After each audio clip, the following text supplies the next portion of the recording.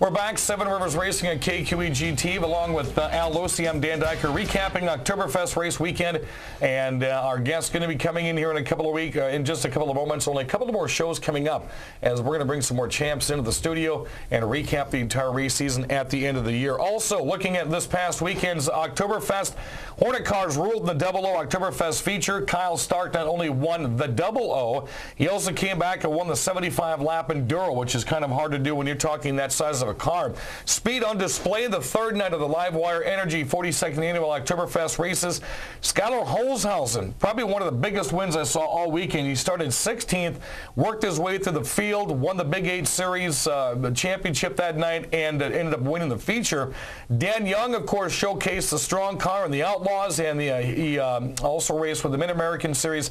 James Swan took that season with a win and the points championship. Steve Rubik became the 2011 Big 8 Series champion that night. Earlier in the night, Swan had locked that up. Now, Dan Young, we're going to share this video here. He won the Outlaws feature race that night, but he was racing in a different race in the super late model car. And if you watch that quick video there of how he just careens on the front straightaway, a better angle coming up here when you look to see what he did coming out of turn one. And then this wasn't the Outlaw race. This was racing on the 5/8 mile. This was a Big 8 Series qualifier race as he gets barrel rolled into the infield. And watch, we go back here a little bit. There it is, up and over through the winner's circle. And I'll tell you what, practice days, you have an infield full of haulers and race cars and people. That could have been crazy if that would have been a loaded infield. That would have been, and that's why they ended up clearing that whole area out there prior to the races getting going.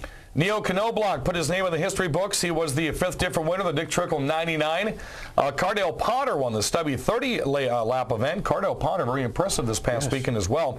Deja Vu, the area sportsman's feature. Last year, this was so strange calling this race because I remember it very vividly last year. It came down to Brent, the freight train Kane on the Minnesota, Rick Scherberhorn out of our local area here. I look up, there's 5 laps to go. Here comes Kane working his way through the field. Scherberhorn gets the win, but he gets a post-race disqualification. Brett Kane takes home the win. Danny Gilster won the Hard-Fought Super Sportsman feature, and just some more accolades going out to Gilster this past weekend. Johnny Sauter won the Oktoberfest 100 main event coming from the Camping World Truck Series. He's trying to win that championship. He ended up beating his nephew Travis Sauter by about a car length during the Oktoberfest 100. Kyle Shear, the second winner of the JMAC 63. I'm really starting to like that race as well as it's new. Dan Frederickson, a last-minute replacement to drive the left-hander chassis Chevrolet ASA pickup truck. He won that feature event. Vintage cars went to Gary Medadero. Todd Kamish won the open 4 cylinders class, which was quite interesting as well. Some good entries there. Tim Murphy Jr. won the Hornet versus Bandit Challenge. He won the Hornet side. Steve Rodzik at Toma won the Bandit side. And mark your calendars. The 43rd Annual Oktoberfest coming up the 4th, 5th, 6th, and 7th of October. Make sure you get your calendar set right now. One of our track champions, he is the Whalen All-American Series Wisconsin State Champion.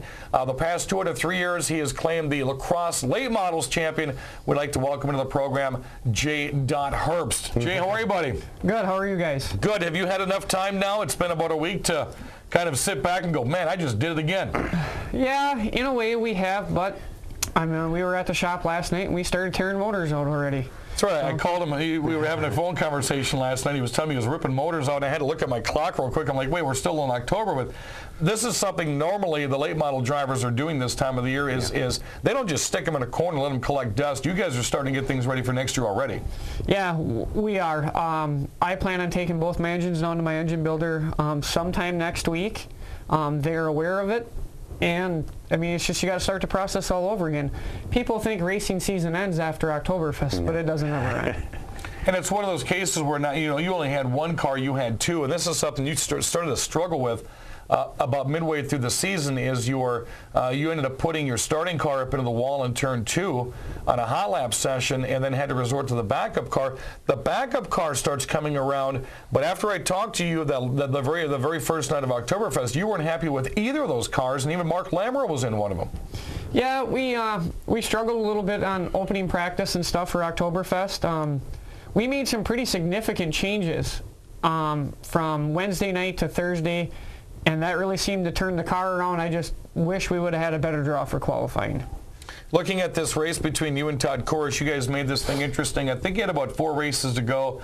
It was down to 4 of you. Sean Paff was in there, and Brent Kirchner was in the mix. Sean had a couple of really bad nights. Kirchner had a DQ early in the season, which I think caught up to him point-wise as the season went on. Talk to us about this points championship between you and Todd Korish. It was, and I stated it before, no driver really truly set themselves above the field the entire season. And it was going to be a tight points battle, and I thrive on it. I think that makes it more exciting for the fans and for the people and the crews and stuff. And the announcers. Yeah. So, it was a lot of fun doing it. I mean, it can be stressful at times, and it can wear on you. But once you get to the point where it's just, you come there, you do your job to the best of your ability, and you take what the car can give you, and you bring the car home in one piece, and let the points fall where they may.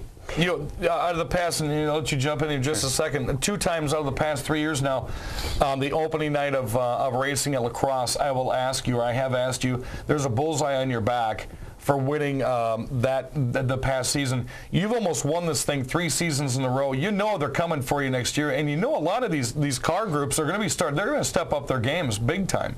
Oh, immensely. And just from 2009 when we won our first championship to the end of this season, everybody has stepped up their game, including us. I mean, look at last year. It came down to 1 position on the track at Oktoberfest for me and Sean. Right. And we lost it by 1, and that was how big everybody stepped their game up all season long. We're going to talk more about that here on the other side of this break, as Jay is your 2011 track champion with the Quick Trip La Crosse late models, and we're going to talk more about getting a Wisconsin State Championship, which is awfully huge in its own right. This is Seven Rivers Racing on KTVG TV.